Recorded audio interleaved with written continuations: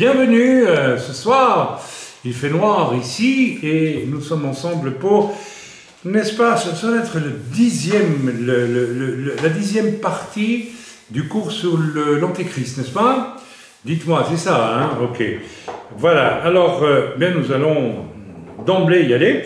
Page 105. Comment l'Antichrist persuadera-t-il les gens de recevoir sa marque? Avant d'entamer un peu plus loin le sujet, je tiens à vous dire que je vous ai envoyé aujourd'hui un rapport sanitaire, plutôt scientifique, extrêmement fort de la part du professeur Montagnier, qui est un prix Nobel, s'il vous plaît, dans la recherche. C'est lui qui a trouvé le fameux VIH, donc ce qui provoque le sida. Et donc il en a eu le prix Nobel. C'est un scientifique de très haute volée. Et il a fait une émission, il est rejeté de partout, bien sûr, comme par hasard. Des instances officielles ne veulent pas le laisser parler. Et il a fait un message, je vous l'ai envoyé aujourd'hui, où il explique en deux mots bien, que c'est une folie, que cette vaccination, et qu'elle va probablement amener des morts, tout simplement. Et donc, ce n'est vraiment pas le moment. Attendez, Montagnier, ce n'est pas n'importe qui. C'est le pape de la recherche. C'est un homme extrêmement sérieux. Et quand j'apprends qu'en Israël, 80% de la population a été vaccinée et qui se prépare à donner un troisième vaccin, moi je suis halluciné. Je veux dire halluciné, d'autant plus que 80% de la population a été vaccinée et le nouveau variant, n'est-ce pas, redémarre, fait qu'il y a de nouveau plein de gens qui sont malades en Israël. Alors à quoi ont servi les deux premiers vaccins? Rien du tout, tout simplement. Donc, alors Montagnier démontre qu'en réalité, plus on vaccine, d'après ce que j'ai compris en lisant, je ne suis pas scientifique, mais quand même, je comprends ce qu'on me raconte, eh bien, plus on vaccine, plus les gens vont être fragiles et vont être candidats à avoir n'est-ce pas, d'autres, le Covid d'autant plus par après. Donc en fait, le vaccin vous amène à toujours plus de sensibilité au Covid. Si j'ai compris, en gros, hein, je ne parle pas en termes scientifiques ici, mais c'est ce qui se passe, avec tous les problèmes annexes qui vont avec, paraît-il, perte de fertilité pour les hommes, problème de menstruation chez les femmes, dérèglement à pas mal de niveaux, enfin bon, donc c'est quand même du costaud, et moi je tenais à vous le faire connaître, parce que, une fois encore, eh bien nous avons pris une position, nous avons prié, et j'ai reçu dès le début pas de vaccin, et maintenant des scientifiques comme Montagnier, et il y en a d'autres, sont en train de nous dire « nous avons bien fait ». Maintenant voilà, vous ferez ce que vous voudrez, si vous voulez quand même vous faire vacciner, eh bien c'est une folie, mais vous êtes responsable. Et je pense que d'une certaine façon, il y a déjà là un petit test par rapport à la bête et à la marque de la bête. Il y a des gens qui ont pris le vaccin parce qu'ils veulent partir en vacances, parce qu'ils veulent aller danser dans des boîtes de nuit, alors qu'ils savent qu'il y a un doute sur ce vaccin. Il y a au moins, tout le monde sait au moins qu'il y a un doute concernant ce vaccin. Soyons raisonnables. C'est pas un vaccin qu'on trouve en 2 mois. Tous les scientifiques, même les gens qui sont pour, disent c'est vrai que c'est quand même un peu risqué par la force des choses. Donc si les gens savent que c'est risqué et que pour pouvoir aller danser ou bien aller au resto ou bien partir en vacances ils sont vaccinés, vous avez l'image de ce que feront les hommes quand la marque de la bête leur sera proposée. Oui, pour aller acheter, danser, rigoler, etc., faire des voyages, on prendra la marque de la bête. Pas de problème avec ça. Donc c'est une bonne introduction, et les gens qui hésitent même, et je sais qu'il y a des gens qui hésitent, qui se posent la question, est-ce que je devrais quand même pas le prendre parce que ça serait la solution pour moi? Eh bien, ils révèlent tout simplement qu'ils ont une disposition à prendre la marque de la bête. Si votre position n'est pas ferme, vous savez, tout ce qui n'est pas conviction dit l'Écriture est péché. Alors ne tombez pas dans ce travers. Si vous n'avez pas de conviction de ne pas prendre le vaccin, prenez-le si vous voulez. Mais si vous avez eu la conviction de ne pas le prendre, ne changez pas d'avis. Autrement, vous péchez. C'est très clair. Bon, c'est une bonne introduction par rapport à, n'est-ce pas, à la marque de la bête dont nous allons, je crois, parler ici. Comment l'Antichrist persuadera-t-il les gens de recevoir cette fameuse marque? Je ne sais pas si vous y avez déjà pensé vous-même, mais je me suis souvent demandé, dit l'auteur, comment l'Antichrist en arriverait à réaliser son programme 666. Après tout, la plupart des gens, même ceux qui n'ont que peu, voire aucune connaissance biblique, ont entendu parler de 666 et savent qu'il est associé au diable. Voilà, c'est clair. Il existe un nombre incroyable de sites web consacrés à la marque mystérieuse, donc le fameux 666. Celui qui a vu des films populaires, je ne vais pas citer le titre parce que je n'ai pas envie que vous alliez le voir, ce film-là, certains films populaires avec... où il est question de, voilà, de démons, de machins, de bêtes, d'antéchrist, etc. Ou celui qui s'est intéressé un temps à la musique rock a entendu parler de 666, puisqu'il y a des groupes rock qui se revendiquent de 666, ouvertement. Et de son association avec l'antéchrist. Vous avez un groupe comme AC/DC, je ne sais pas s'il existe toujours, je n'ai jamais écouté ces gens-là, mais c'est Antichrist Death to Christ. C'est ça que ça veut dire. AC/DC. Vous savez, c'était un groupe de rock. Vous n'avez jamais entendu parler de ça? C'était très célèbre. Quand moi j'avais, je ne sais pas, 25, 26, j'ai jamais écouté ça. J'ai toujours été mal à l'aise avec ça. Et ça voulait dire AC/DC, ça veut dire Antichrist, Death, la mort, pour Christ. Death to Christ. Donc, ce sont des groupes sataniques. Donc le rock, très souvent, toujours, a une base satanique. Et le 666, on le trouve facilement dans ce monde-là. Le fait est que partout, les gens savent quelque chose sur le 666. Alors, comment l'Antéchrist convaincra-t-il des milliards d'êtres humains de recevoir sa marque sur leur corps? Il serait sûrement assez habile pour employer 665 ou 667 ou n'importe quel chiffre plutôt que le célèbre 666.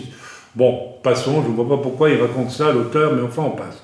Un scénario possible est que l'Antéchrist sera si impudent, si blasphémateur et si arrogant. Mes amis, je reviens sur les tatouages. J'étais aujourd'hui après-midi faire quelques courses et bien sûr, on ne voit plus que des hommes tatoués. Et j'ai été littéralement même bousculé dans un rayon, et Dieu m'a dit, ne dis rien, ne fais rien, par deux jeunes, c'est pas parce qu'ils voulaient se servir, alors ils m'ont même pas dit pardon quand ils m'ont bousculé, mais qu'importe. Alors évidemment, couvert de tatouages. Et je me rends compte qu'il y a un esprit d'impudence, un esprit de blasphème. Les gens qui se tatouent aujourd'hui, en fait, sont des gens qui blasphèment. On ne sait pas trop ce qu'ils... Généralement, ils ne mettent pas des choses très saintes sur leur corps, n'est-ce pas, sur leurs jambes, leurs bras. C'est toujours des choses, des dragons, des serpents, des machins, voilà. Donc, il y a un esprit d'impudence et de blasphème et d'arrogance. Les gens aujourd'hui trouvent normal de se balader tatoués de partout. Il y a là une arrogance, vous voyez ce que je dis? Moi, je ne pourrais pas supporter un seul tatouage. C'est impossible pour moi. Mais ces gens-là ne sont pas modestes, ne sont pas humbles. Et on sent cet esprit de l'Antéchrist qui va donc trouver son public. Je regarde parce que nous avons entendu un bruit. Non, il n'y a personne à la porte, c'est bien. Qui va trouver un large public pour le suivre. Amen. Voilà. Il sera capable d'utiliser son charisme, sa personnalité et son éloquence fascinante pour convaincre les gens d'accepter cette marque-là, la marque tabou. Ils auront conscience qu'accepter la marque est un affront à Dieu. Ils auront conscience, les gens qui se tatouent aujourd'hui, au fond d'eux-mêmes, le font dans un esprit de rébellion. Parce que ils n'ont pas lu la Bible, peut-être, qui interdit de le faire. Mais je pense que la loi de Dieu est dans le cœur de tout homme. Elle l'est. L'apôtre Paul le dit. On est tous capable de ressentir ce qui est bien et ce qui est mal. Ok, donc la loi, elle est dans nos cœurs. Elle est fatalement dans nos cœurs. Et donc, ils le font par rébellion contre Dieu. Amen. Ils auront conscience qu'accepter la marque est un affront à Dieu, mais ils la recevront pourtant en signe de rébellion ouverte contre le seul vrai Dieu. Donc, exactement comme les gens qui se tatouent aujourd'hui le font par rébellion contre Dieu, la masse des gens qui vont accepter la marque le feront par rébellion aussi contre Dieu. Ils ne vous diront peut-être pas qu'ils sont rebelles contre Dieu, mais leur cœur sera rebelle contre Dieu. Ou alors, seconde possibilité, dit l'auteur, l'Antichrist pourra se servir de l'enlèvement de l'Église, pourquoi pas, avec la disparition de millions de personnes. Lui, il dit des millions, moi je ne sais pas si c'est des millions. On ne sait pas. On ne sait pas qui est enlevé et qui n'est pas enlevé, donc c'est peut-être 3 personnes, c'est peut-être les 3 dernières qu'il faut pour le quota de Dieu. Dieu a un quota, hein. C'est clair, on pourrait discuter de ça, c'est très intéressant, mais ce n'est pas le sujet d'aujourd'hui. Mais les gens ils disent des millions, mais on ne sait pas. Hein. Enfin oui, probablement des millions, parce que les morts en Christ vont ressusciter d'abord, et puis nous suivrons. Donc il y aura peut-être des millions de morts en Christ, des martyrs, de tout ce qu'on veut, du temps passé, des saints, et puis 3 parmi nous. Vous pourriez sourire? Non, il n'y a aucun humour. Bon, ça fait rien. Bien, ok, il y en a qui sourient un petit peu, c'est très bien. Non, on espère que tout le monde partira. Amen. Alors ne jouez pas avec le feu non plus. Si le Seigneur vous reprend, et si le Seigneur vous reprend, eh bien, sachez que c'est parce que le Seigneur veut vous emmener aussi avec lui. Il se peut même qu'il se déclare l'Antéchrist, l'auteur de ces disparitions. Ce serait un coup de génie, ça. Parce qu'imaginez des millions de personnes qui s'envolent au ciel, alors ce ne sera pas, on ne les verra pas s'envoler. Ils vont disparaître comme ça, en un clin d'œil. Ils étaient sur la terre, ils ne sont plus, ils sont au ciel. Mais on va s'en rendre compte. Dans les villes, il y aura des commissariats de police, il n'y aura plus de gendarmes, il n'y aura plus de chauffeurs d'autobus, il va y avoir un vide quelque part. Et donc l'Antéchrist pourra peut-être dire qu'il détient, ça sera un coup de génie ça. Parce que là, les gens vont être inquiets. Et puis peut-être beaucoup vont dire, mais on avait entendu parler d'un enlèvement de l'Église. Alors lui, il va récupérer peut-être tout de suite la chose. Moi, je crois que c'est possible pour dire, je vais vous expliquer. C'est quelque chose de très bizarre. C'est moi qui les ai fait disparaître.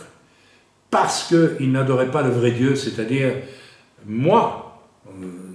Ça peut aller jusque-là.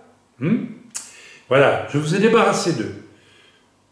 Je vous ai débarrassé des mauvais citoyens, de la terre dirigée bientôt par un seul antéchrist, avec un seul système économique, toutes ces choses vers lesquelles on va, n'est-ce pas? Voilà. Il se peut même qu'il se déclare, voilà, il délivrera peut-être une promesse quelconque, assurant que plus personne ne disparaîtra ou ne s'évaporera, à condition d'être enregistré pour avoir sa marque. Ouais, il dira peut-être, c'est moi qui les ai éliminés parce que c'était des grands rebelles, c'était des complotistes, des chrétiens, etc. Et maintenant, j'ai le pouvoir d'éliminer les gens. Et puis, si vous ne voulez pas être éliminé, eh bien, prenez la marque. Vous allez voir qu'il y a plein de gens qui vont prendre la marque. Ce n'est pas impossible, n'est-ce pas? Voilà. Cela pourrait expliquer comment elle parviendra à unir le monde entier sous son système politique, économique et religieux. C'est intéressant comme point de vue. Hein. Donc voilà. Une autre explication possible se trouve dans les paroles effrayantes de l'apôtre Paul dans 2 Thessaloniciens 2, chapitre 2, versets 9 à 11. Lorsqu'il écrit le courant de tromperie qui se répandra sur la terre au temps de la fin. L'avènement de l'impie se produira par la puissance de Satan, avec toutes sortes de miracles. Vous savez, si l'Antéchrist dit « j'ai évaporé » tous les chrétiens qui contestaient, qui disaient que la vaccination c'était pas bien, etc., eh bien, il fera une espèce de miracle dans les consciences. Il dira maintenant, vous prenez la marque, j'ai le moyen de vous évaporer aussi. Et ce sera un miracle, n'est-ce pas? De signes et de prodiges mensongers. Il fera des signes et des prodiges mensongers. Et avec toutes les séductions de l'injustice pour ceux qui périssent, les séductions de l'injustice pour ceux qui périssent. Ça veut dire que ceux qui, aujourd'hui, se font tatouer, les pauvres, sont séduits, n'est-ce pas? Et ils périssent, ils sont candidats à la mort spirituelle, puisqu'il y a deux morts, il y a la mort du corps, quand on meurt, et il y a une autre mort dont la Bible nous parle, c'est la mort spirituelle. Soit tu es vivant en Jésus-Christ, soit tu n'es pas vivant en Jésus-Christ, donc tu es mort spirituellement.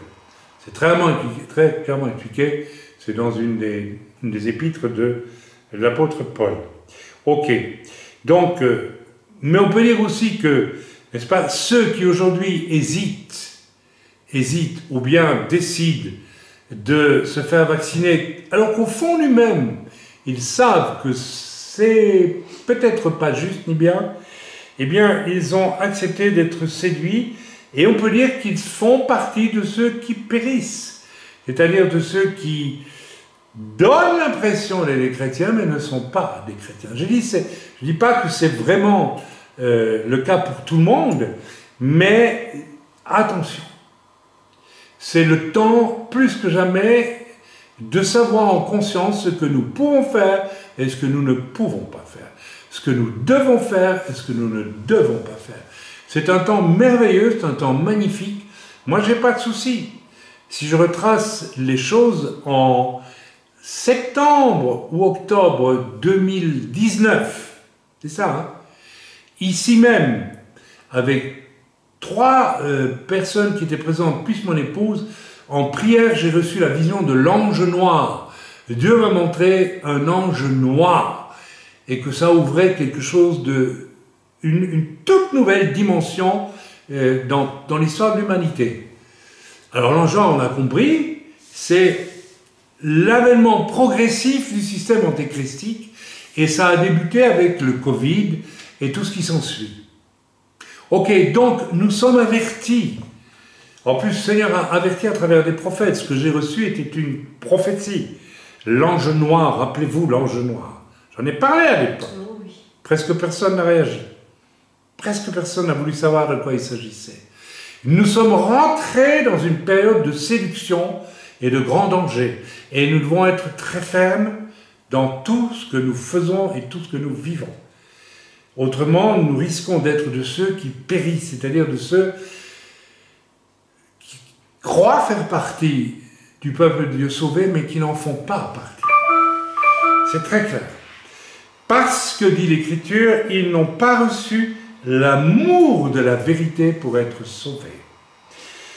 L'amour de la vérité pour être sauvés. L'amour de la vérité, c'est que Dieu est saint, et que moi je suis une poubelle sans Dieu. C'est ça la vérité. Et que venir au salut, ça signifie qu'une poubelle voit qu'elle est une poubelle et qu'elle voit que Dieu est saint et qu'elle accepte d'être brisée dans son orgueil pour que Dieu puisse la sauver, la sanctifier et la mener à la mesure de la stature parfaite de Christ. Mais beaucoup de personnes aujourd'hui rejoignent l'Église pour d'autres. Vous savez, on peut rejoindre l'Église parce qu'on aime bien ce qui s'y passe, parce qu'on aime bien... Moi, un jour, un frère, puis c'était bien, il m'a dit, moi j'aime bien votre Église parce que les femmes n'ont pas de mini-jupe. Ben, ce n'est pas une raison pour aimer l'Église. Hein? Heureusement, c'était un homme qui, je crois, est sauvé. Je crois. Mais il y a des personnes qui vous rejoignent peut-être parce qu'on est un petit peu braqué sur les racines juives. Si vous n'avez que ça, ou parce qu'on fait Shabbat, si c'est ça votre motivation, bien vous n'êtes pas sauvé. Vous n'êtes pas sauvé. Amen. Vous n'avez pas eu l'amour de la vérité pour être sauvé. Vous avez eu l'amour d'apparence. Il y a beaucoup de chrétiens qui sont rentrés dans les églises et disent, tiens, ici il y a une bonne atmosphère, je m'installe. Ce n'est pas ça l'amour de la vérité. L'amour de la vérité, c'est savoir qui je suis, que je suis perdu, que je vais en enfer, et que Jésus est venu pour me sauver. C'est ça l'amour de la vérité.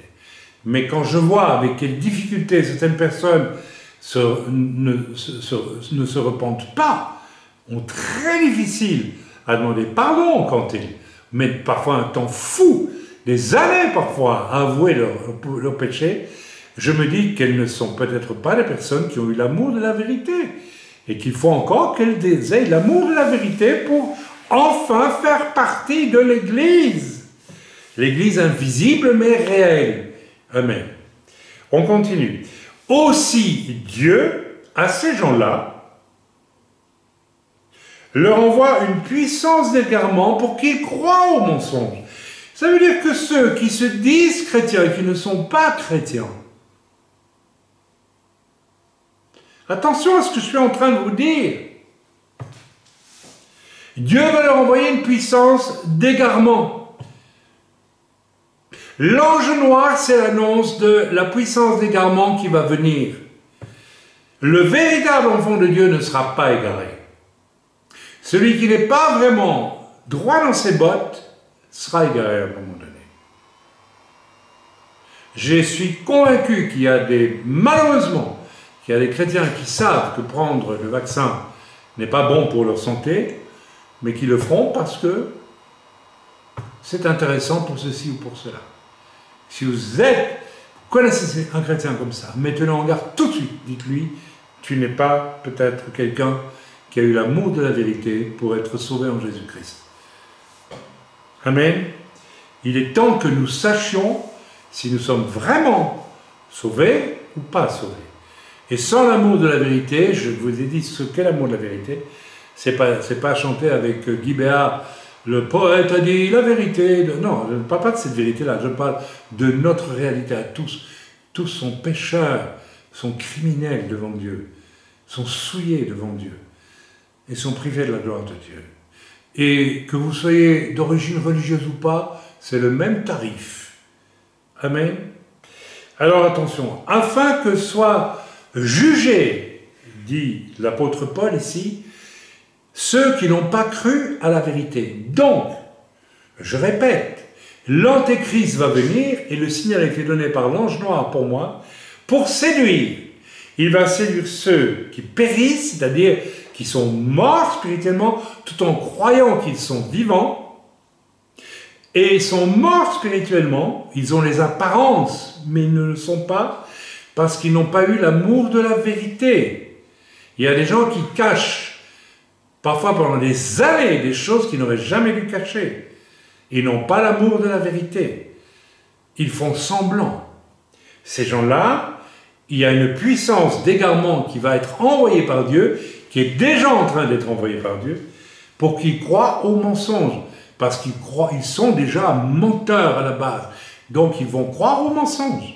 Ils vont y croire, parce que le mensonge fait partie de leur cœur, de leur univers, de leurs réflexes, de leur manière d'être, afin, dit l'Écriture, qu'ils soient jugés. Dieu va venir juger, n'est-ce pas? Et ceux qui n'ont pas cru à la vérité, on sait ce que c'est que la vérité maintenant, mais qui ont pris plaisir à l'injustice. Parce que lorsque vous péchez et que vous ne vous repentez pas, vous prenez plaisir à ce que vous savez être mauvais et que dont vous ne voulez pas vous repentir. Tout trafic, toute malhonnêteté, quelle qu'elle soit, qui fait de nous des injustes, va faire que nous allons être séduits, que nous le veuillons ou non, par un esprit d'égarement qui vient sur toute la terre. Relisez 2 Thessaloniciens chapitre 2, versets 9 à 11, mot après mot chez vous, et réfléchissez pour voir où vous en êtes, mes amis.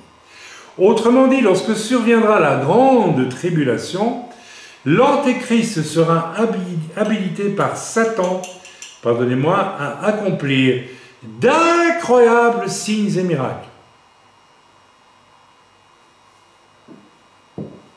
L'antéchrist sera habilité, il aura l'autorisation, la capacité totale par Satan pour accomplir d'incroyables signes et miracles, et il aura cette capacité avec l'autorisation de Dieu, puisqu'il dit plutôt que Dieu va utiliser tout ça pour juger chacun. C'est très clair. Donc des signes et des miracles qui éblouiront et sidéreront l'humanité, même avertie. Même avertie. Qui est l'humanité même avertie? Vous. Vous êtes avertis. Et celui qui n'a pas l'amour de la vérité, comme nous en avons parlé, à 3-4 reprises ce soir encore, eh bien, seront éblouis. Ils seront éblouis. Parce que leur consécration étant superficielle, ils sont superficiels. Vous savez, lorsqu'il y a un feu d'artifice, tout le monde est « on est éblouis, n'est-ce pas ?» Ça sera un peu de cet ordre-là. Ça sera tellement inattendu, tellement spécial, tellement... Ah là là là là là là là là. Ah ben dis donc, c'est pas possible. Ça c'est Dieu qui fait ça, c'est pas possible. C'est extraordinaire, c'est beau. Ah, il va pas venir avec... Il va pas mettre des démons en scène pour vous montrer ce qu'est l'enfer. Non, il va présenter quelque chose de magnifique. Et ceux qui n'ont pas eu l'amour de la vérité seront séduits. Donc des signes et des miracles qui éblouiront et sidéreront l'humanité. Être sidéré, c'est plus qu'étonné, c'est plus qu'ébloui. Sidéré, c'est... Il n'y a pas de mot. Je suis sidéré. Il s'est passé une chose, j'ai vu passer une vache peinte en vert dans le pré, je suis sidéré. Qu'est-ce que c'est que ça? D'accord? C'est vraiment la totale. Les gens seront sidérés par la puissance et sa tromperie provoquera un respect mêlé de crainte et une admiration qui pousseront des milliards d'êtres humains à se tourner vers lui comme sauveur. Parce qu'il viendra aussi, soi-disant, pour sauver. Bien sûr. Il va venir pour sauver.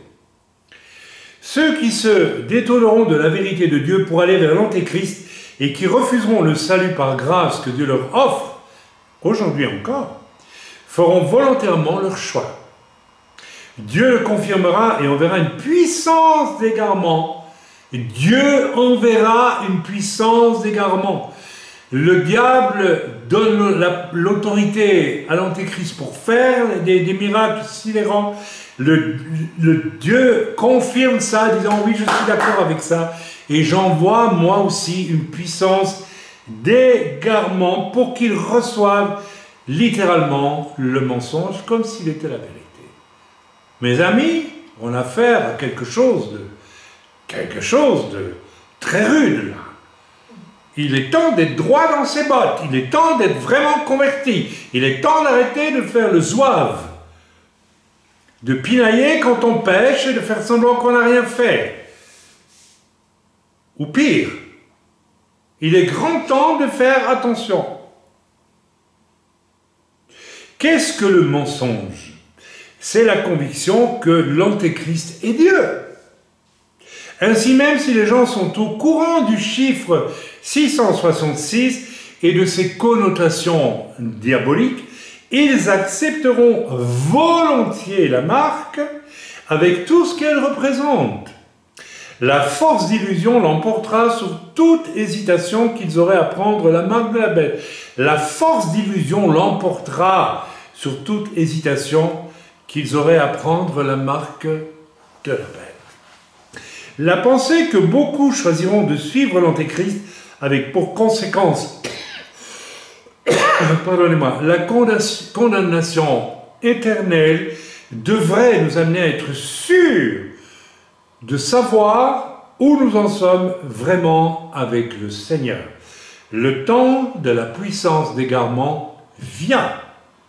C'est déjà un énorme message et j'espère que vous l'avez bien enregistré et bien écouté. Sinon, vous le réécoutez quand il viendra sur le site ou bien sur YouTube. 10 clés pour comprendre maintenant la marque de la bête. 1. La marque est pour l'avenir, elle n'est pas du passé. Elle est bien un marquage visible, une empreinte gravée ou un tatouage. Elle sera placée sur la main droite ou le front des gens pendant la grande tribulation. Elle sera donnée en signe de consécration à l'Antéchrist et donc à Satan en réalité, et servira de passeport pour faire du commerce. Je pense qu'on veut nous imposer un pass pour aller acheter des denrées alimentaires dans les magasins, les grandes surfaces, c'est fait en France, mais après ça, ben, ce sera tous les magasins peut-être. Donc, merci Seigneur si vous avez un potager. Hein. Ce sera le chiffre 666 ou la valeur numérique de l'Antichrist. Ceux qui seront croyants seront capables de calculer le chiffre et d'identifier l'Antichrist. Moi, j'ajouterais, seront capables d'être des gens spirituels capables d'identifier toutes les ruses qui sont en train de se mettre en place et qui amènent l'Antéchrist. Ceux qui recevront la marque seront condamnés éternellement. Il n'y a plus de retour possible. Alors mes amis, réécoutez tout ce que j'ai dit sur le fait que le diable va recevoir une puissance incroyable pour faire des miracles qui vont éblouir, qui vont épater, qui vont sidérer. Et Dieu en même temps va envoyer une puissance d'égarement pour que les gens y croient, pour que vous y croyez éventuellement. Et les gens qui prendront, égarés, prendront la marque de la bête, et beaucoup prendront, c'est fini pour eux, et il n'y a plus, c'est l'enfer. Il n'y a plus de salut possible.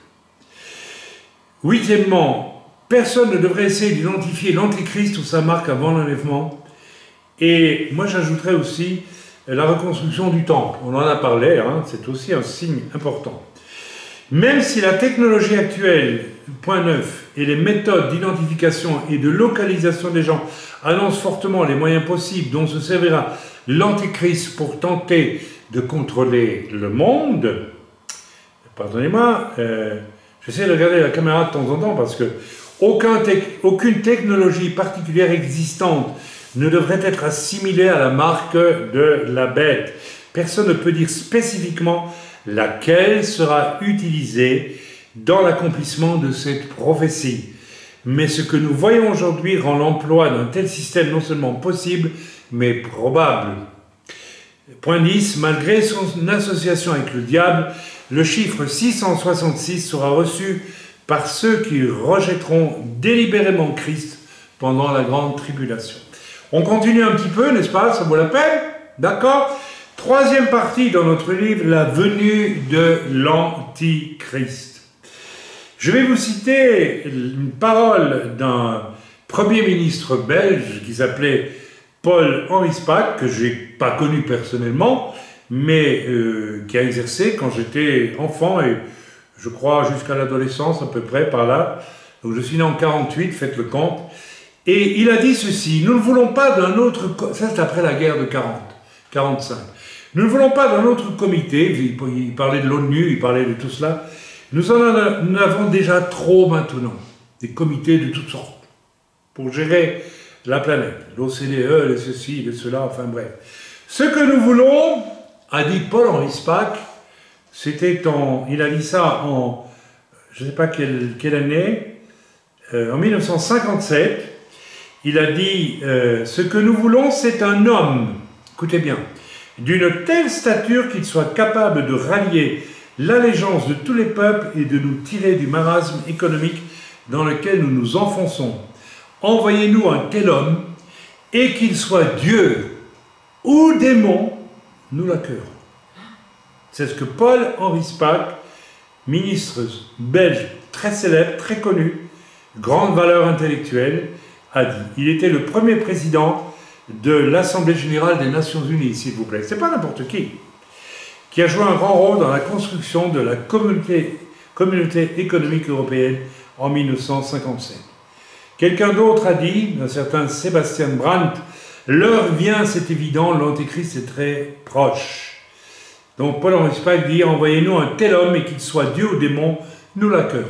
Voilà, un homme capable de finalement diriger tout seul, toute l'économie, la politique, le religieux, enfin tout, le social, enfin absolument tout ce qui concerne l'histoire de la vie des hommes. Comment l'Antéchrist parviendra-t-il au pouvoir mondial?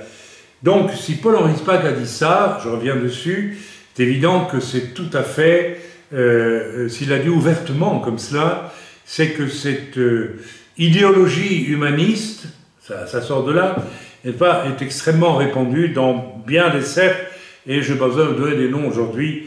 Il y a bien entendu des cercles en tout genre, les Bilderberg, les forums de Davos, les francs-maçons probablement, et puis bien d'autres affidés à ces choses qui travaillent dans ce sens aujourd'hui. Voilà, comment l'Antéchrist parviendra-t-il au pouvoir mondial? C'est l'une des questions sur l'Antéchrist à laquelle nous avons le plus de mal à répondre. Comment un homme comme lui peut-il arriver au pouvoir? Qu'est-ce qui pourrait pousser des gens instruits et intelligents à se tourner vers... Je n'ai pas nommé, et puis le Seigneur me dit de le nommer, nous pouvons ajouter l'Église catholique romaine dans pas mal de ces niveaux et de ces responsables aujourd'hui pour l'avènement d'un super antéchrist et du faux prophète, puisqu'il est probable et certain que Rome va jouer un rôle dans ce travail du faux prophète. Alors, on en revient à l'Antéchrist. C'est l'une des questions sur l'Antéchrist à laquelle nous avons le plus de mal à répondre. Comment l'Antéchrist parviendra-t-il au pouvoir mondial? Comment un homme comme lui peut-il arriver au pouvoir? Je brûle parce que, en lisant tantôt, il y a quelque chose qui m'est venu à l'esprit, qui n'est pas écrit dans le livre, mais qui me trouble profondément et je veux y arriver. Comment un homme comme lui peut-il arriver au pouvoir? C'est une bonne question. Qu'est-ce qui pourrait pousser des gens instruits et intelligents, parce qu'il y en a beaucoup, à se tourner vers un leader comme l'Antéchrist et finir par l'adorer comme Dieu? Je vous signale que du temps de mon grand-père, il y avait en Belgique peut-être 200 personnes qui faisaient l'université. Le frère de mon grand-père a été un de ceux-là, mais c'était exceptionnel. Et aujourd'hui, je crois que c'est à peu près, je ne sais pas quel pourcentage de personnes qui ont leur bac, pas pour ça qu'ils ont un bac toujours brillant d'ailleurs, mais le nombre d'universitaires est considérable. C'est-à-dire il y a des gens instruits, peut-être mal instruits aussi, mais instruits, n'est-ce pas, qui ont la capacité de réflexion. Et il y a plus de gens instruits aujourd'hui sur la planète, en Europe et aux États-Unis, et même partout dans le monde, qu'il y en avait il y a 3 générations, ou 2 générations encore. Amen. Il y en a, et peut-être plus que de ma génération même. Mais peut-être qu'il y a-t-il moins de gens sages aussi. C'est à réfléchir. Amen. Qu'est-ce qui pourrait pousser les gens instruits et intelligents à se tourner vers un leader? Je ne veux pas dire que toute personne instruite est intelligente. Il y a des gens intelligents qui ne sont pas instruits. J'en ai connu. Et j'ai connu des gens instruits qui n'étaient pas très intelligents. C'est une autre question. À se tourner vers... C'est juste pour remettre un peu les choses en place, parce que vous savez, il y a des gens qui ont un peu d'instruction et qui croient être comme ça, des gens tout à fait particuliers. Non, mes amis, soyons modestes. Si nous avons beaucoup d'instruction, si nous avons beaucoup de connaissances, si nous avons de la culture, eh bien c'est très bien, magnifique. Utilisons ça quand c'est nécessaire, mais n'en faisons pas, n'est-ce pas, une tartine. Hein, on connaît tous le fameux proverbe qui dit « moins on en a, plus on l'étale, c'est comme la confiture, hein, sur la tartine ». Voilà, c'est très désagréable. Voilà, qu'est-ce qui pourrait pousser donc ces gens à se tourner vers un leader comme l'Antéchrist et finir par l'adorer comme Dieu? D'un autre côté, en posant ces questions, nous ne pouvons pas oublier qu'il y a seulement quelques dizaines d'années, une nation tout entière, instruite, intelligente, les Allemands, est tombée, cette nation, sous le charme d'un fou, pervers et assassin du nom de Adolf Hitler. On ne peut pas dire qu'une telle situation ne s'est jamais produite. Il y a d'autres exemples plus haut quand on... Personne ne connaît les modalités précises qui permettront... Moi je pense évidemment au film sur Néron, rappelez-vous, où Pesser Ustinov, qui est un acteur exceptionnel, joue Néron en train de faire de la poésie absolument ridicule sur son, n'est-ce pas, sur son machin, son quinor là. Et puis, oh oh, turbulente flamme, enfin, vous avez tous entendu ça, n'est-ce pas? Et puis, il a à côté de lui, je ne sais plus comment il s'appelle, un philosophe, je pense, ou un philosophe romain, enfin, je ne sais pas, qui est un homme instruit, intelligent, et qui est obligé de lui dire, oh, mais c'est magnifique, parce qu'autrement, il se fait, n'est-ce pas? Ça sera un peu ça aussi, hein? Voilà. les gens seront obligés de l'adorer. Même s'il découvre à un moment donné qu'il n'est peut-être pas du tout ce qu'il semble être, qu'il semble vouloir paraître. Voilà, personne ne connaît les modalités précises qui permettront son ascension, mais chacun sait que notre monde actuel cherche désespérément une direction. Ça, c'est un fait certain. Tout le monde parle de problèmes de climat, il faut trouver une direction, si on ne change pas tout sur la Terre en termes d'émissions de CO2, etc., on va aller, tous les folles vont... Tout le monde, rien que dans ce domaine-là, les gens cherchent des solutions, n'est-ce pas, et vite, et de façon désespérée, et aussi au niveau politique. Et puis voilà, maintenant il y a de nouveau un pôle de terrorisme effroyable, n'est-ce pas, loin au Moyen-Orient, en Orient même en réalité, en Afghanistan, et on n'a pas trouvé la solution, et on va chercher la solution. Et puis il y a le problème d'Israël, où on cherche la paix, mais il n'y a pas la paix. Devant la multiplication des crises internationales, il aimerait le monde trouver un dirigeant doté d'assez de charisme, d'intelligence, pour rassembler les peuples et répondre à ces immenses défis. Bien sûr, tout le monde sent il y a la bombe atomique qui est répartie maintenant sur je ne sais pas combien de nations, et il y aura bien un jour un fou qui va la lâcher. Hein.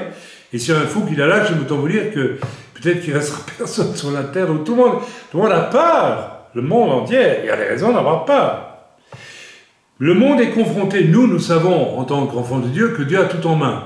Et que même si il y avait une guerre nucléaire qui tue toute l'humanité, ben nous, on va au ciel. Donc, voilà, c'est pas un drame excessif pour nous. Mais le monde a peur. Le monde est confronté au perpétuel conflit du Moyen-Orient.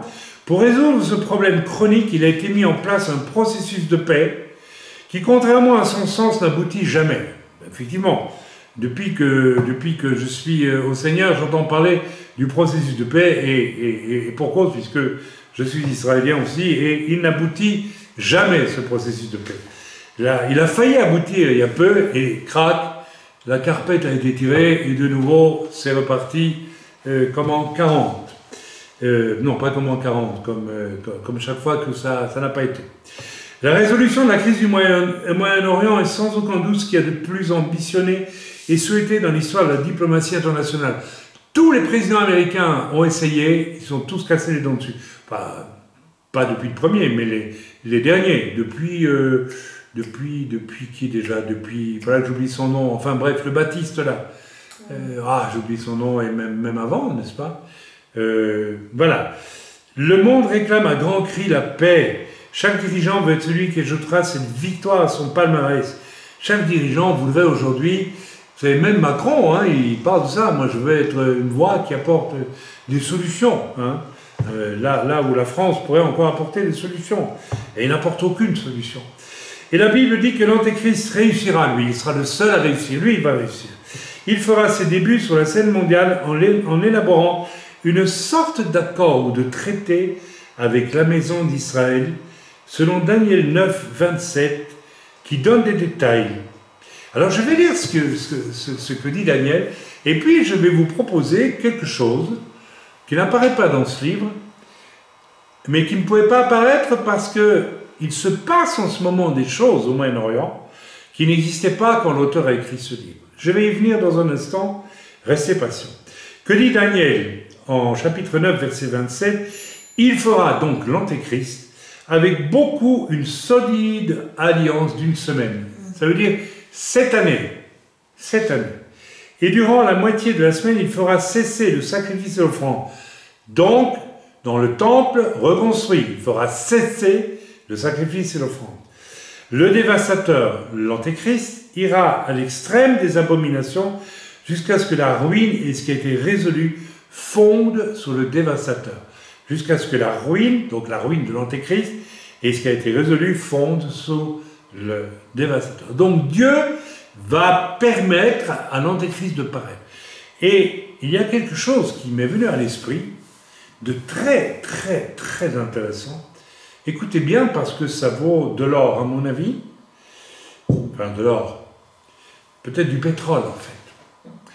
Il y a quelque chose d'étonnant, quand même. Depuis, un peu avant que Trump, c'est dans l'année qui a précédé le départ de Trump, on a vu que soudain, des relations secrètes devenaient officielles entre Israël et qui?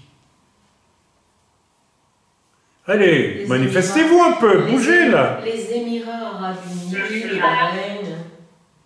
Allez, j'attends vos réponses, parce que alors là, si vous ne savez pas, il y a un problème. Les Émirats, certains Émirats arabes, et on n'est pas loin, semble-t-il, d'un accord avec l'Arabie Saoudite elle-même. Ok, ça vous dit rien, vous, ça? Vous ne trouvez pas bizarre que soudain, n'est-ce pas, à la télévision israélienne, j'ai regardé une publicité sur I24 News, si vous allez sur I24 News, vous la voyez aussi, un monde futur, connecté, merveilleux, magnifique, ouvert à tous, c'est le discours de la personne qui parle, où les aventures les plus exceptionnelles, où on voit une fusée qui monte dans l'espace, donc vraiment, où les technologies de pointe vont être les plus développées, etc., etc., etc., un monde bon pour toute l'humanité. Et la publicité termine sur Fly to Dubaï. Ça vous fait rien? Ça vous fait pas réfléchir? Ça vous fait pas réfléchir? Oui, bien sûr. Dubaï, c'est qui? Ils descendent de qui, ces Arabes-là? D'Ismaël. Ils descendent d'Ismaël. Alors, je pose la question. Ismaël a un problème de jalousie vis-à-vis d'Israël depuis le départ jusqu'à aujourd'hui. Et si l'Antéchrist sortait d'Ismaël pour faire croire qu'il aime beaucoup les Juifs, qui se dit, c'est le discours. Il y a une ligne d'aviation entre le Maroc et Israël maintenant. Il y a tout un discours soudain, violemment positif, entre Dubaï, les Émirats et bientôt l'Arabie Saoudite, alors que jusque-là, c'était niet, la non-reconnaissance d'Israël. Si Trump avait été réélu, je vous garantis que nous aurions l'Antéchrist manifesté aujourd'hui. Ma conviction, maintenant, je ne dis pas que j'ai raison, c'est que je ne serais pas surpris que l'Antéchrist soit un être exceptionnel qui se cache dans un pays musulman et qui viendrait séduire Israël en disant « Allez, maintenant, c'est la super paix, les gars. Et je vais même vous permettre, moi, imaginez, comment il s'appelle, le fils de l'émir, comment on appelle, de l'Arabie Saoudite, comment il s'appelle Bin Salman, qui fait tout pour plaire aux Occidentaux, qui fait tout, qui est un gars qui n'a pas hésité à faire tuer, découper en morceaux un opposant dans l'ambassade de Turquie, il n'y a pas très longtemps. Mais on passe. Parce qu'il est en train oui, on va se réconcilier avec Israël, etc., etc. Mes amis, imaginez que l'Antéchrist sorte d'Ismaël avec un discours de paix, alors qu'en fait, il est Israël. C'est une proposition, je vous laisse réfléchir. Qu'est-ce que vous pensez? Dites-moi. C'est possible. C'est pas impossible. Et peut-être que tout ce qui se passe, vous savez, je me demande s'il n'est pas grand temps, si c'est le monde, pour certains de penser à peut-être sortir d'Israël. Il faut prier. Prions pour les chrétiens qui prennent le vaccin. Beaucoup l'ont pris en Israël. C'est une catastrophe. Ok, continuons. Quelle est la nature exacte de cette alliance que l'Antéchrist fera avec Israël? Moi, je sais qu'au retour du Seigneur, j'habiterai à Jérusalem. Mais si Dieu me dit de sortir, je sors. D'ailleurs, allez, on va être clair. Pour ceux qui s'en souviennent, je l'avais prophétisé il y a au moins 25 ans que nous devrons sortir à un moment donné d'Israël. Que des Israéliens même devront peut-être trouver refuge ailleurs qu'en Israël. Pour un temps, d'ailleurs, la Bible dit, dans l'Apocalypse, on voit très bien que la partie d'Israël qui aura la vie sauve ira à Petra, ou quelque part là-bas, dans le territoire de Moab ou d'Édom. Je ne sais plus si c'est Édom ou Moab là-bas, mais qu'importe. Bon, continuons. Quelle est la nature exacte de cette alliance que l'Antéchrist fera avec Israël? Ce sera un gros mensonge. Ça sera un super mensonge. Et moi, l'idée que ça vienne d'un fils d'Ismaël commence tout doucement à prendre corps comme tout à fait possible. Vous vous rendez compte? Et qu'est-ce que les Israéliens font? Ils vont tous à Dubaï pour le moment. Les Israéliens, tout de suite, ah mais c'est bien, on voyage, on va à Dubaï, on va acheter de l'or à Dubaï, on va voir Dubaï, on peut danser à Dubaï. C'est musulman, mais maintenant on peut aller il y a des nightclubs, on peut boire de l'alcool, on peut tout faire à Dubaï maintenant, c'est quand même incroyable. On peut dire qu'ils mettent de l'eau dans leur vin, c'est le cas de le dire, parce qu'ils n'en boivent pas du vin, sauf en cachette. Mais vous croyez que tout ça ne raconte pas quelque chose? Vous auriez essayé d'aller à Dubaï il y a 20 ans pour danser dans un nightclub, vous n'y alliez pas, c'est tout. Peut-être qu'il y en avait des secrets pour quelques hauts dignitaires qui allaient flirter dans les boîtes de nuit, mais c'était pas du tout ouvert comme c'est le cas aujourd'hui. Donc, c'est quelque chose qu'il faut vraiment que nous gardions. Moi, je garde ça à l'esprit très fort. Je pense que là, nous avons un scoop. Le passage ci-dessus ne nous dit pas explicitement l'essence de ce traité, mais nous pouvons aisément lire entre les lignes. Charles Dyer, c'est un auteur et professeur réputé, spécialiste de la prophétie, dit « Quelle est cette alliance que l'Antéchrist fera avec Israël ?» Ben moi j'ai déjà une idée. C'est une alliance d'un amour hypocrite. Première chose. N'oubliez pas que dans l'islam en plus, vous avez le droit de mentir pour atteindre vos objectifs. C'est dans le Coran. C'est clair. Je ne dis pas que tous les Arabes sont des menteurs, je n'ai pas dit ça, mais je dis qu'ils ont le droit de mentir. Les musulmans ont le droit de mentir pour atteindre leur objectif. Je ne vais pas donner l'exemple, il y en a tant qu'on en veut. Daniel ne précise pas son contenu donc, de cette alliance, mais il indique qu'elle durera 7 ans. Pendant la première moitié de ce temps, Israël se sentira en paix et en sécurité. L'alliance apportera donc une certaine garantie pour la sécurité nationale d'Israël. Vous vous rendez compte si c'est un descendant d'Ismaël qui vient de Dubaï ou de je ne sais où et qui promet, qui dit à Israël, mais vous n'avez même plus à recevoir la protection des Américains, puisque nous on vous reconnaît, on vous aime et c'est fini. Les Palestiniens, on met de côté. Ça a failli passer il n'y a pas longtemps. Hein. Rappelez-vous, c'était à 2 doigts. Donc ne vous tracassez plus, on va même vous rendre le mont du temple. Ils vont se calmer les Palestiniens, on va envoyer un peu de police musulmane ou je ne sais pas quoi, enfin bref, ils vont se calmer, On va leur promettre un peu d'argent et puis, ah ben oui, et puis ça suffira, voilà. Et puis, vous pourrez construire imaginez que l'Antéchrist soit un musulman, mais c'est génial comme idée, c'est une idée géniale dans le mal. Ça, là, on y est vraiment, à mon avis. Pendant la première moitié de ce temps, donc de cette semaine, donc les 3 ans et demi, Israël va se sentir en paix et en sécurité. Donc, tout va bien, tout va très bien. Alors, on nous parle d'autres passages dans l'Écriture qui nous dit que tu viendras, Gog, dans un pays où tout le monde, les portes sont ouvertes, où tout le monde se sent en paix, en sécurité, un pays riche et prospère. Ça veut dire que la prospérité d'Israël va encore croître et croît de plus en plus. Et les Israéliens, les politiques israéliens s'en vantent, n'est-ce pas? Nous avons une économie qui se développe toujours mieux, toujours plus. Imaginez si c'est un antéchrist sorti d'Ismaël et qui amène une espèce de collaboration économique avec les pays du Golfe qui ont encore du pétrole, malgré tout, vous imaginez? Mais ils vont même enrichir Israël.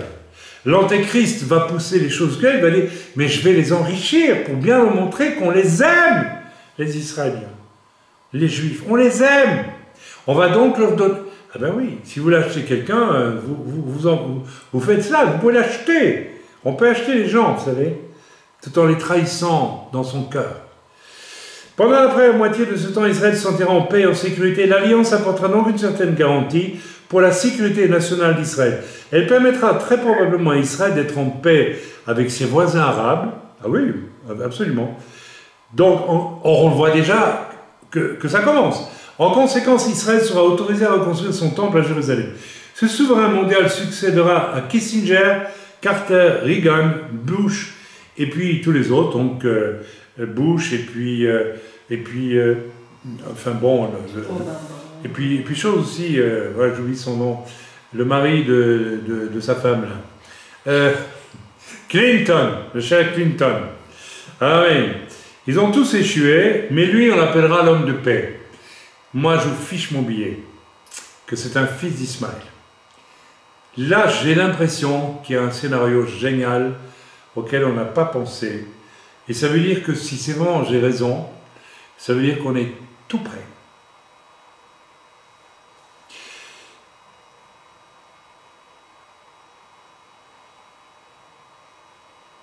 Voilà. À la fin du temps, il y aura une période de paix pour Israël, du moins passagèrement. Ézéchiel 38, 8, 11, 14 nous le confirme, nous allons lire ça et puis nous allons arrêter pour ce soir. Dans un avenir lointain, donc c'est le prophète Ézéchiel qui parle, dans un avenir lointain, tu seras établi dans tes fonctions. À la fin des temps, tu marcheras contre le pays dont les habitants échapperont à l'épée, auront été réunis du milieu du peuple nombreux.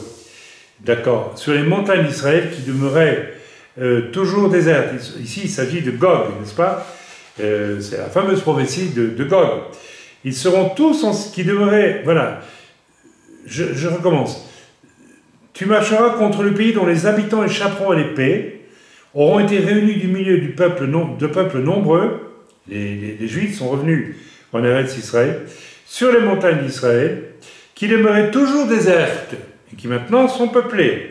Ils seront, en partie en tout cas, ils seront tous en sécurité dans leur demeure. L'Antéchrist leur donnera la sécurité. Et si c'est un descendant d'Ismaël, il va mettre toute la gomme pour leur dire, vous êtes en sécurité. On fait une alliance militaire avec vous. On fait une alliance militaire, nous, les pays du Golfe, avec Israël. On va faire une espèce d'OTAN du Moyen-Orient. Mais vous allez voir, c'est ce qui va arriver. Tu diras, ici, il s'agit de Gog, je monterai contre un pays ouvert, j'attaquerai des hommes tranquilles en sécurité dans leur demeure et qui habitent tous dans des villes sans murailles et n'ayant ni verrou ni porte. Eh bien, prophétise, fils de l'homme, tu diras à Gog, ainsi parle le Seigneur l'Éternel, oui, le jour où mon peuple habitera en sécurité, tu le sauras, etc., etc.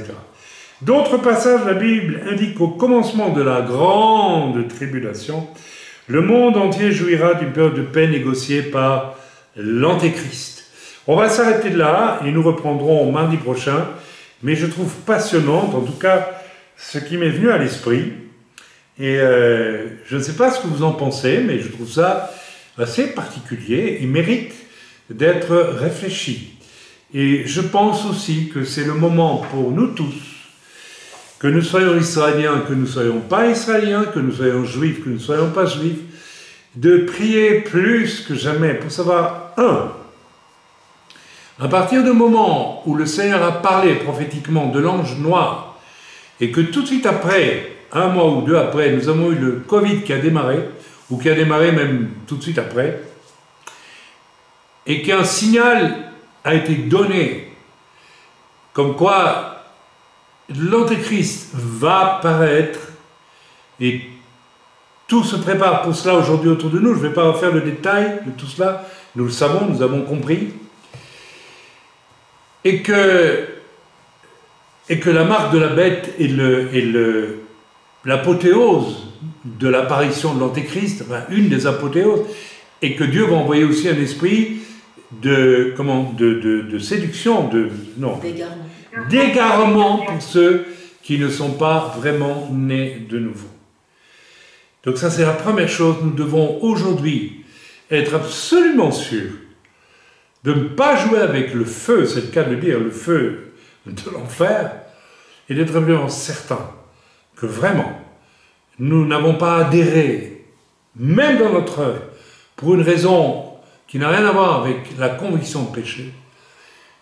Et si tu as adhéré à l'œuvre Pas parce qu'il y a une conviction de péché, mais parce que tu as suivi, tu as accompagné, ou tu as senti que c'était bien quand même, et tu l'as fait comme ça. Tu dois te présenter devant Dieu maintenant, qui que tu sois, et dire, Seigneur, pour X raisons, je n'ai pas vu que j'étais une poubelle jusqu'à aujourd'hui. Il y a des gens qui mettent 25 ans pour voir qu'ils sont orgueilleux, c'est quand même inouï. Et ils sont chrétiens. Comment est-ce possible? Je reviens sur ce que je vous ai témoigné le jour de ma conversion. J'étais horrifié de découvrir l'orgueil. J'ai déjà témoigné suffisamment de cela. Et j'ai été guéri de l'orgueil par le simple fait que je ne l'ai pas supporté. Je n'ai pas supporté l'indignité morale, spirituelle d'un tel orgueil. Il n'est pas normal que vous vous dites né de nouveau et que vous puissiez encore dire je découvre seulement mon orgueil et je veux vraiment m'en défaire. Ce n'est pas normal. Placez-vous devant Dieu solennellement, sérieusement, sur votre petit banc, au fond du jardin ou ailleurs, et dites à Dieu, je ne suis pas sûr que j'ai rejoint l'Église sur une véritable conversion. Vois mon péché, Seigneur. Aide-moi à le voir. Fais-moi voir qui je suis vraiment. Montre-le-moi. Dieu veut vous sauver. Mais si vous ne demandez pas à Dieu qu'il vous dise la vérité sur votre état, il ne le fera pas.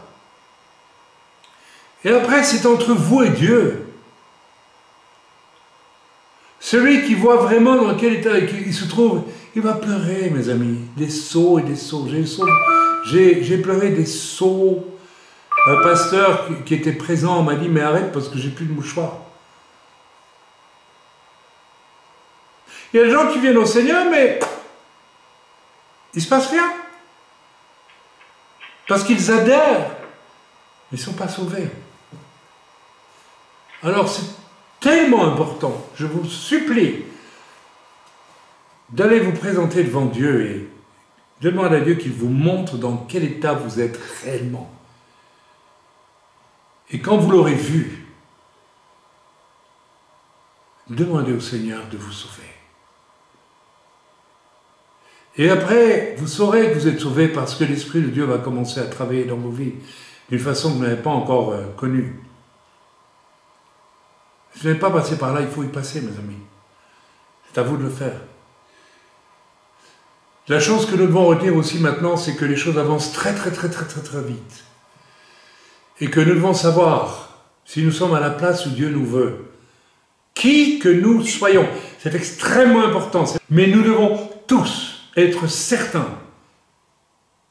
Ça aussi, nous devons nous placer devant Dieu avec un cœur sobre et simple et doux. Un cœur d'enfant. Seigneur, montre-moi où est ma place. Le Seigneur a dit à Myriam il y a peu de temps de remonter, pour un temps en tout cas, en France, avec un objectif. J'espère qu'elle ne l'a pas oublié. Il faut y aller, ma sœur. Il ne faut pas traîner. Parce que ne pas être dans la volonté de Dieu, j'ai encore lu hier, je ne sais dans quel livre chrétien, pardon-moi ma chère Evie, mais on peut l'enregistrer aussi ça. Qu'il vaut mieux être dans la volonté de Dieu sous une bombe que assis dans son divan. Mes amis, dans ce temps, il nous faut être certains que nous sommes là où Dieu nous veut et comment Dieu nous veut. Celui qui ne sait pas là où Dieu le veut n'est pas capable de faire rien de bon pour Dieu. C'est logique. Si tu vis dans la maison du voisin, tu fais la vaisselle du voisin. Si tu vis dans ta maison, tu fais ta vaisselle. Avec le Seigneur, c'est la même chose. Si tu n'es pas à ta place, tu ne fais rien de bon pour le Seigneur. Donc ça, c'est un grand sujet de prière pour chacun d'entre nous. Où est ma place en ce moment? Là où le Seigneur m'envoie, je reste. Je ne bouge pas. Si demain le Seigneur me dit de bouger, je bouge. Mes amis, Je vous renvoie à un long et puissant message que j'ai donné il y a longtemps, que nous ne sommes pas faits pour nous installer quelque part, comme des grands loulous peinards, mais si Dieu nous appelle à tout quitter pour le suivre, nous devons le faire. Nous ne le faisons pas, nous ne sommes pas nés de nouveau. C'est très simple. Si Dieu vous dit de rester où vous êtes, restez où vous êtes. Mais si Dieu vous dit de bouger, bougez. Autrement, vous n'êtes pas nés de nouveau. C'est un signe majeur. Voilà, je vous laisse avec cela et je vous laisse réfléchir et prier. On a dit des choses importantes ce soir et il faut y réfléchir, il faut vraiment prendre tout ça au sérieux. Amen. Convertissez-vous si vous êtes converti culturel, je dirais, ou bien demandez au Seigneur humblement, simplement, et je vais vous dire un secret, qui n'en est pas un. Quand on demande à Dieu exactement où on doit être et ce qu'on doit faire, c'est entre nous, que personne ne l'entende. Dieu donne tous les moyens pour le faire. Il n'y a que les incrédules, de chez incrédules, qui ne comprennent pas cette chose. Moi, je peux vous le témoigner de haut en bas, depuis 40 ans maintenant. Alors, si vous ne voulez pas y croire, pour moi, c'est peut-être le signe que vous n'êtes pas du tout né de nouveau. Peut-être. Soyez bénis dans le nom de Yeshua. Bonne nuit à tous. On se retrouve pour Shabbat. Demain matin, je vais bien me reposer parce que je vais être en forme pour être à ma place et faire ce que Dieu me demande de faire. Amen, ve amen. Je salue tout le monde dans le bon nom de Yeshua. À samedi.